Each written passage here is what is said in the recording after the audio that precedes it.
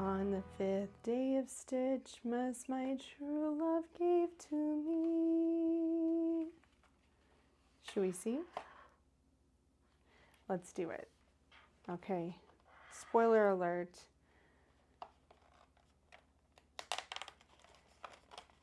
We're opening day 5 of Stitchmas from Spellbinders. Let's see what we have. Oh, a beautiful star. Wow, I think I'm gonna love this one. How lovely is this? Let's take a look at it. So the awesome thing about this star is that you have the star outline that has, a dotted edge to it. And then you can add these pieces if you want to, or you don't have to. So that's pretty awesome. If you feel like stitching, you add the pieces in, get it in place on your paper, die cut that out, and if you don't have to.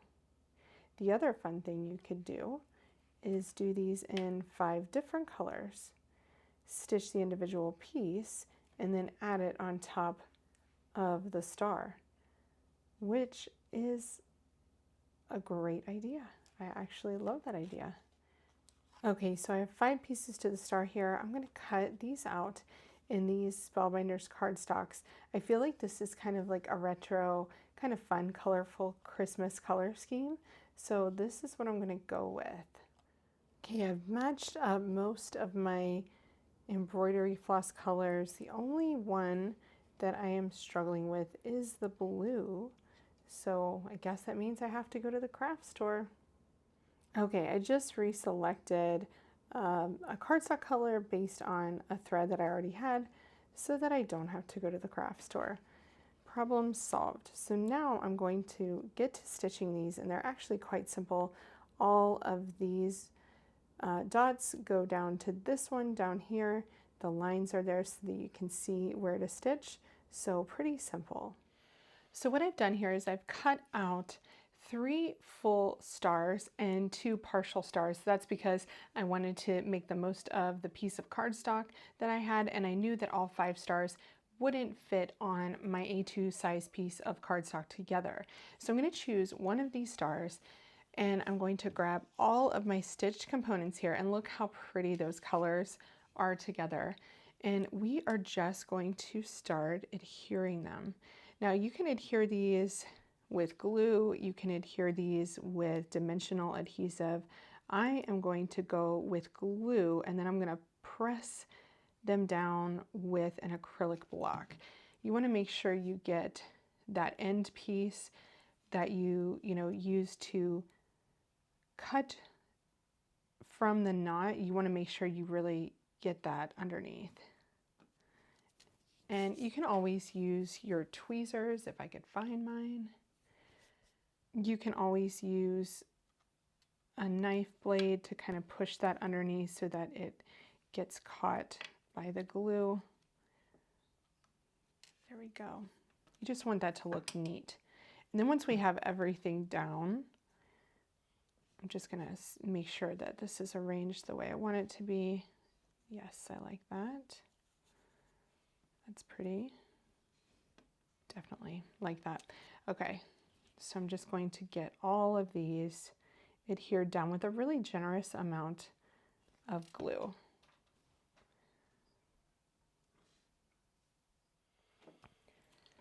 Okay, now I'm going to put a nice heavy acrylic block on there to really get that weighed down, and we can move it aside while I prep the rest of the card.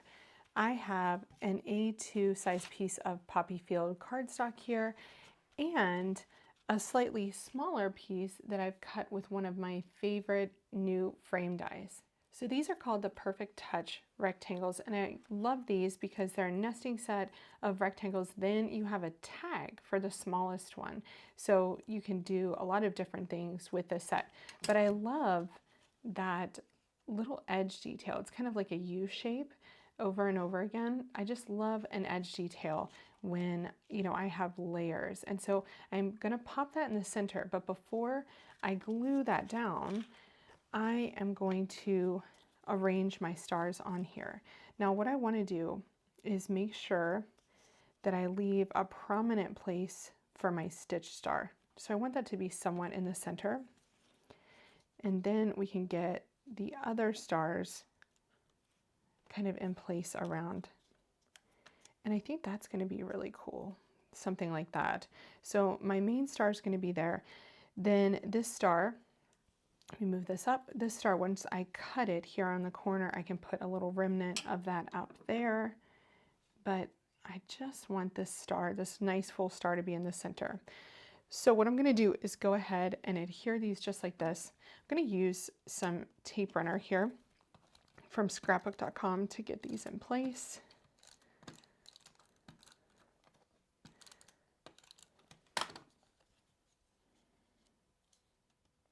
And this white on white just looks so super pretty and clean. And then you're going to have that nice red frame. It's going to look fantastic. Okay, I'm going to trim these using my Pro Shears here.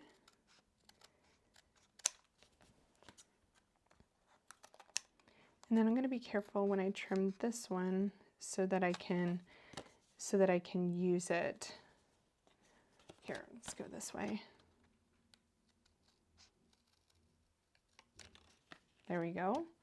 Next, I'm going to layer this piece on the Poppy Fields cardstock piece. I'm still going to use tape runner because I do not want it to be too two-dimensional, because I'm also going to have my stitch star, and that's going to be popped up in the center. Before I put my star in, I'm going to go ahead and get my sentiment here. I'm going to use the Clear Stamp of the Month, again from July 2024. I really like these sentiments, so I thought perfect. And I'm going to use Making Spirits Bright. I think it fits really well with that star, and I love that it has a coordinating strip die to cut that out. I'm going to use Poppy from Concord and 9th for this one.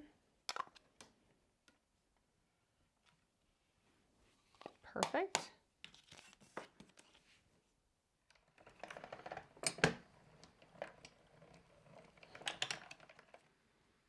And there's my sentiment. Okay, so here's my card. I'm going to place my star here, and again, I'm going to use some dimensional foam adhesive to pop that up.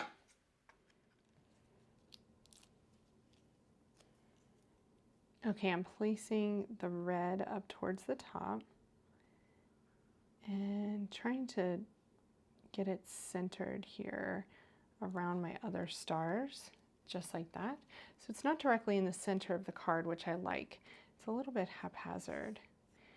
And then we can add our sentiment, because I'm not sure, well, it's quite nice there, but it'd be really difficult to adhere to the star. So I'm going to put it down here.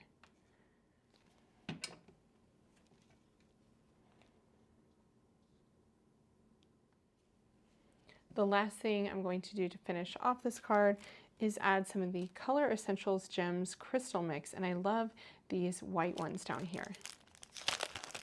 So I'm going to put a scattering of gems, kind of trailing down through the center, just like that. So this is a really simple card, but it's so pretty. It has that big impact with the colorful stitched star in the center, and I really loved this Day 5 set. Thanks so much for watching as I created this beautiful star card using Day 5 of the 12 Days of Stitchmas die set. I hope you enjoyed this card too, and it's given you some ideas on how to use your die set. Or if you don't have the 12 Days of Stitchmas Advent calendar yet, you'll check out the video description below to find the links for all of the products that I used here. Be sure to hit that thumbs up button and subscribe to see more Stitchmas videos. Thanks so much for watching, and happy creating!